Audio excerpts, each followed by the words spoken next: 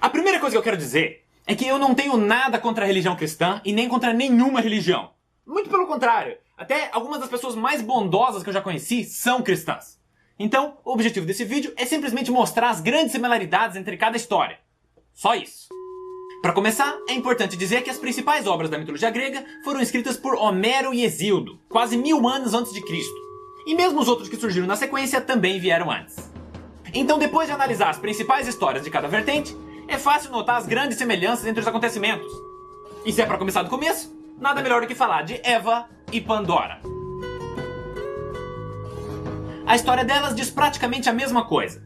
Ambas foram a primeira mulher, sendo que elas foram criadas após o seu equivalente masculino, foram entregues como um suposto presente ao homem, receberam uma proibição divina, que no caso de Eva era não comer maçã e no de Pandora era não abrir a caixa, ambas foram instigadas por uma entidade maligna, a serpente e Hera, as duas sucumbiram à tentação desobedecendo a ordem de uma entidade superior, e esse ato trouxe consequências terríveis à humanidade, que foi perder o paraíso e libertar os males do mundo respectivamente. O que na sua essência significa a mesma coisa. Na sequência a gente tem que falar do dilúvio, também conhecido como a história de Noé e Deucalion. Os dois eram homens justos vivendo em uma sociedade corrompida pela maldade, até que uma divindade insatisfeita com esse fato resolve eliminar a humanidade, e para isso envia uma forte tempestade causando um dilúvio. Porém, tanto Noé quanto Deucalion foram avisados divinamente da calamidade que se aproximava, e seguindo o conselho divino, construíram uma arca para salvar suas famílias, que por sua vez foram responsáveis por repovoar a terra. Novamente, similaridades gritantes. E agora a gente vai ver as semelhanças entre os homens mais fortes de cada história: Sansão e Hércules. Ambos nasceram de uma mulher humana com a intervenção de uma divindade, eram conhecidos por ter uma força sobrenatural, em determinado momento mataram um perigoso leão com as próprias mãos, derrotaram em combate muitos homens mal intencionados, um ato de fúria incontrolável resultou na morte de sua primeira mulher, ao serem ludibriados por suas esposas ficaram extremamente enfraquecidos. No caso, Dalila convenceu Sansão a contar seu segredo, e enquanto ele dormia cortou seu cabelo, fazendo ele perder sua força. E na outra história, Dejanira convenceu Hércules a vestir uma túnica sem ele saber que estava manchada com o sangue tóxico da Hidra de Lerna, o deixando completamente debilitado. E no final, ambos optaram por tirar a própria vida. E agora tem uma parte da história do Sansão que não tem muito a ver com esse tópico, mas eu faço questão de contar porque é a minha parte favorita. Sansão queria se vingar dos filisteus destruindo as plantações deles. E a maneira que ele escolheu para fazer isso foi a seguinte: E foi Sansão. Capturou 300 raposas e as amarrou aos pares pela cauda. Depois, prendeu uma tocha em cada par de caudas, acendeu as tochas e soltou as raposas no meio das plantações dos filisteus. O cara amarrou 300 raposas e tacou fogo nelas.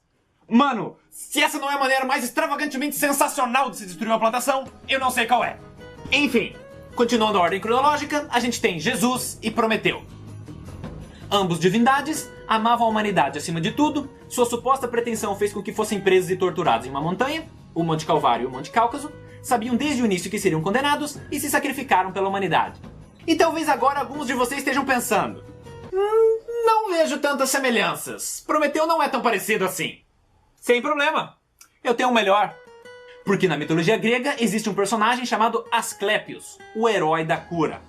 Os dois nasceram de uma mulher humana com a intervenção de uma divindade, ficaram conhecidos por curar os doentes e aleijados por onde passavam, profetizavam acontecimentos e aconselhavam os amargurados, eram amados pelo povo, porém odiados por alguns líderes influentes, eram capazes de reviver os mortos, foram assassinados por decorrência dos milagres que faziam, e no fim ressuscitaram e ascenderam ao mundo divino. No caso, o céu e o Olimpo. E fora esses paralelos entre os personagens, também tem alguns outros entre as situações. Por exemplo, em uma determinada história da mitologia grega, Zeus e Hermes se disfarçam de pedintes e vão a uma cidade na região da Frígia testar a hospitalidade de seus habitantes. Porém, todos recusam ajuda. O único lugar onde eles foram aceitos foi na moradia de um homem chamado Filemon. E essa história ficou conhecida como o mito da hospitalidade. Enquanto isso, na Bíblia, Paulo e Barnabé viajam a uma determinada cidade para divulgar a palavra de Jesus.